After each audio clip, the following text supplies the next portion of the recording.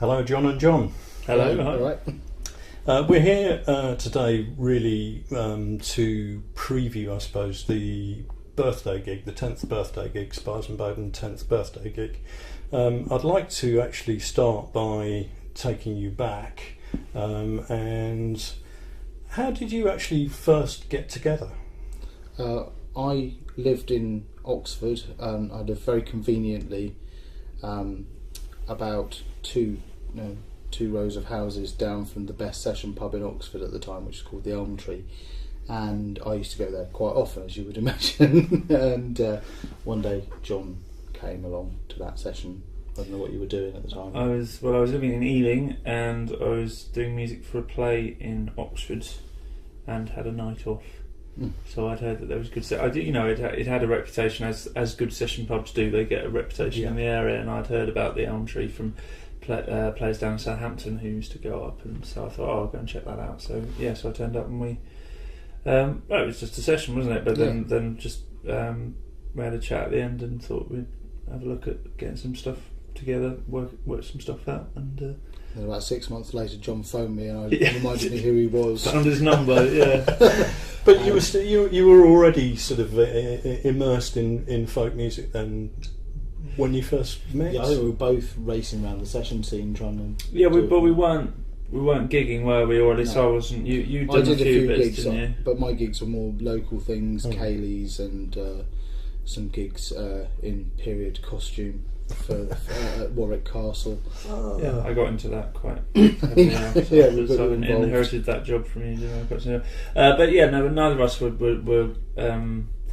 in the sort of gigging folk scene at all. Yeah. I mean, I'd never been to a folk festival at that point, and I think I'd probably been to one folk club as an audience member. I really didn't know about the performing circuit at all. We were both just mad keen on sessions, and that's a great, it's a great scene, it's a great circuit, and it's I mean, you have to do quite a lot of it to appreciate how amazing it can really be, because it can also be dreadful. It can be a bit but the fact is that it's the thing that once you get into the mindset of just going and going, you cannot replace the kind of gems of nights you have playing with people you may never have met before, and you just click and suddenly you realise you're in the middle of a really good session. It's worth going to as many as you can just to find that first. It's a cruel irony of being a professional musician that it actually makes it rather difficult to get to sessions, because particularly when you've got a family, because when you're home, you can't go, hi, I'm back, I've been away for 3 weeks. Go to the pub. Yeah. It doesn't wash very well. So, but also just it's somehow it just doesn't seem to. Well, I live slightly further away from the pub. Well, after because John, as you said, lived 2 doors down from the pub or whatever, and then I shortly after moved in upstairs from. You moved to the pub, right? The pub, the session had moved pubs at that point, but so that was even more convenient. So I did 5 years above the session pub, which was great. To take you on then, just one notch from that, can you recall your first gig together? It was Cambridge, wasn't it? I think Cambridge was the first one. Yeah, we had a little spate of first gigs that all mush into one in my head. But yeah, we did Cambridge first, then Oxford Folk Club, or maybe Lewis. I think it was Lewis second. So Royal Oak and Lewis, yeah. So yeah, basically the 2 places we'd lived before. Yeah. And the place where we did live. So it was us. But the Cambridge Folk Club knew John from his days at university. Yeah, I used to go to the folk club quite often, mainly for the singers' nights. Because when I was starting out, I didn't even know what folk music was. I thought I was playing it. I needed to be educated, so I went along. They were a really nice crowd, the Mayflower Folk Club in Cambridge. But and then the Royal Oak Folk Club in Lewis was the one folk club that I'd been to, and so I asked them for a gig, and the Oxford Folk Club was in the pub at the other end of the road. You were quite handily spaced there. Yeah. So yes, we just did the odd folk club for a year or so. Didn't we? Just local ones, and anyone that would have us really. But also in the meantime, got had interest from Fellside Records, who we'd sent a demo to, and that was the main thing. That was great. That was the big day. Was getting a letter from Fellside saying yes, come do an album, which we had no idea about doing. Had you recorded before that? Not properly. No, I mean I'd never been near. I think I had a school trip to a recording studio when I was 12, but that was about it. So we did that, and then we got the Horizon nomination, and from that point on, the gigs really started accelerating. Also, Fellside said, "Well, now you've made this record for us, you have to get an agent, and because you have to do gigs, because otherwise no one's ever going to buy any records." And so they got us an agent. They've got us lots of gigs. Yeah. They did them. That obviously makes a big difference. I mean, you're currently on tour, and we were talking just in the preamble just about the the whys and wherefores of being on the road. I mean, how, obviously, I guess the experience must have changed dramatically from those early days. Yeah, a lot. Yeah, I mean, but I used to start work at 9:30, working in a music shop at that time. I would get special dispensation to leave at 3. Pick John up from where he was working, drive like the clappers to Carlisle from Oxford in a metro, do the gig, and then drive home so I'll be up in time to go to work again the next day. So yeah, it's a bit different. There's a lot more hanging around because the sound checks and things. Hanging around on leather sofas. That's what we do on tour. It's great. It was kind of crazy for a few years when we were both holding down day jobs, and but good because it's doable, not indefinitely, I don't think, but you can't suddenly expect to make a living out of doing folk music. No, we gave up jobs when we had to, didn't we? Yeah. We weren't desperate. I mean, but we were fortunate that we both had jobs that we enjoyed. I was teaching kids singing at a theatre school, and I was in a shop full of squeeze boxes all day, which was like heaven. Yeah. So we kept going with them as long as possible. But when we joined Eliza's band, then it became pretty difficult to maintain the day because she toured. We weren't touring at that point. We were just doing gigs whenever and wherever they came in. But it was the 3.5-week tour of Australia that I had to say, look, I don't think you're going to say yes to this, so shall I just say I can't do this anymore to the next shop? Yeah. So yeah. In terms of your recording career, I mean, how do you go about researching the material? I mean, do you both of you share an equal sort of passion for researching folk songs? Or? Do either of us research them? Or I don't know. It depends, doesn't it? There's two processes. One is just the sort of organic process of coming across stuff and going, oh, that would work quite well, or a lot of the time it's just a song that you've known for ages or a tune you've known for ages and you're just playing it like, oh yeah, we should do that. There is the other less organic process of saying we've got to record an album tomorrow. We haven't got enough material. What should we? It's normally next month or something, but and then you, I suppose that could be called research, and then one sits down and looks through books. But I think both approaches work quite well. I mean, the problem with not going to sessions is that's an amazing way of communicating music between everyone who participates. Yeah. And I've learned all of my best tunes have been because my ears have pricked up, and you have to play in a session. It's a skill. You have to be able to pick up on tunes you didn't know when the tune started and be playing them by the end. And it's a lovely skill to have, and I kind of miss doing that. But it does mean that if your ears prick up and you try desperately to remember it, you'll remember the tune and take it home with you.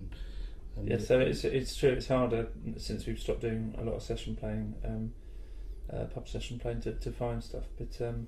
But yeah, I mean, John, you're quite interested in researching old tunes and finding old tune books and that sort of stuff. And I've got a big wealth of ones that I still haven't made an impression on, really. And writing tunes as well. John's always writing tunes and stuff. And I'm more, so it tends to be John brings the tunes, I bring the songs, and then we work on them together, kind of thing. So okay, you've obviously got this big birthday party planned. Can you give me first the details of that? Yeah, it's going to be on the 11th of May at Shepherd's Bush Empire next year, and it's going to be the biggest thing we've ever attempted to do as a duo by a long shot. But the idea is that it's our duo birthday party. The reason it's a birthday party and not an anniversary, as John mistakenly said on stage a few nights ago, is because we're not married.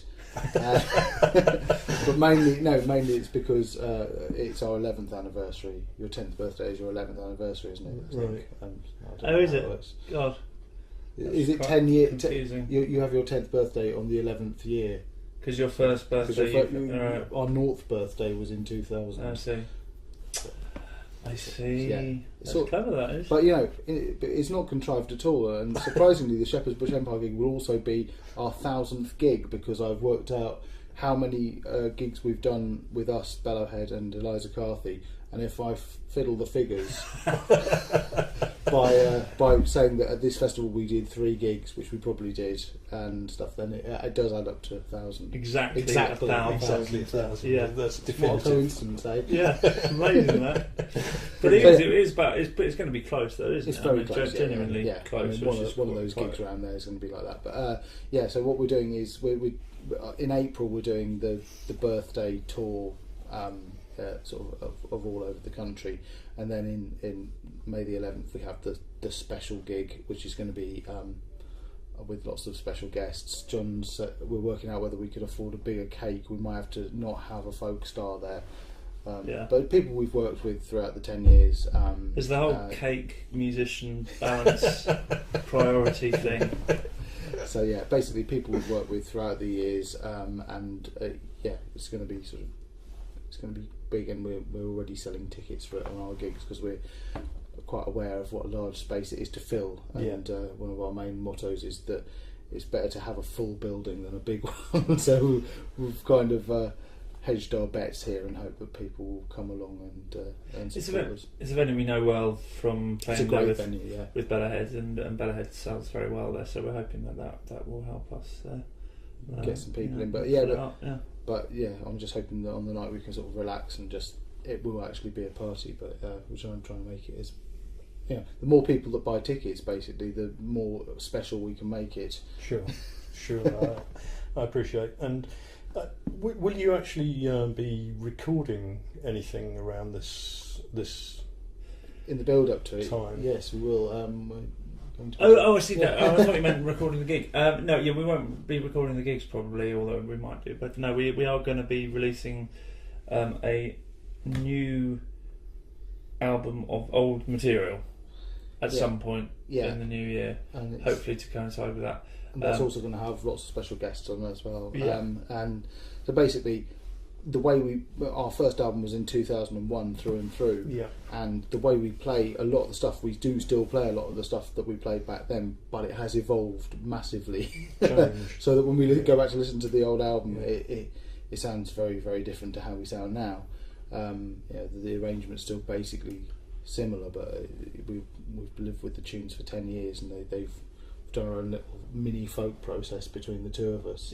And that's the form that most people know them, and some of them we've done with Bellowhead, but some of them we thought we could give a slightly bigger treatment to as well. And and it's just nice. It'd be nice to get some of the people we work with in various guises over the years and get them on, committed to CD. Some of those relationships, so it should be good. Looking forward to it. Okay, excellent. And just to conclude, I believe we have something for the Folk Song a Day project. This is a song that Malcolm from the library at Cecil Sharp House gave me a tape, or sold me a tape, in fact, that had this on, and I've lost the tape, unfortunately, so I can't remember who the singer was, and I've no idea where the song comes from, because it's bizarre. I do remember that it came on the tape while we were driving through the borders of Scotland, and it sounded like it was going to be, a very convincing folk song, and it turned out to be the most surreal thing I've ever heard. Bizarre. Which Vic is why Reeves travelled back in time and wrote it. something like that. I'd like to tell to you about my love so true. He was chief engineer on the White Star Line, the one with the backyard view. His beauty was all he had. He had a mouth just like a crab and an india rubber lip like the rudder of a ship. And I'll tell you that he's gone mad. I'll never forget the day his spirit passed away. It was early, about 10 o'clock at night, when the birds were sweetly singing and the ducks were making hay, and the sun and moon were shining both at night. We filled his mouth with glue to try to bring him to, but found that all our efforts were in vain. For he just stood up and smiled, and then lay down and died. And he blowed his nose and he smiled and died again. He's gone forevermore at the age of 94. I'll never see my cross-eyed boy again. I'll go down to some graveyard to fulfill his last request and plant a blood-red rose upon his grave.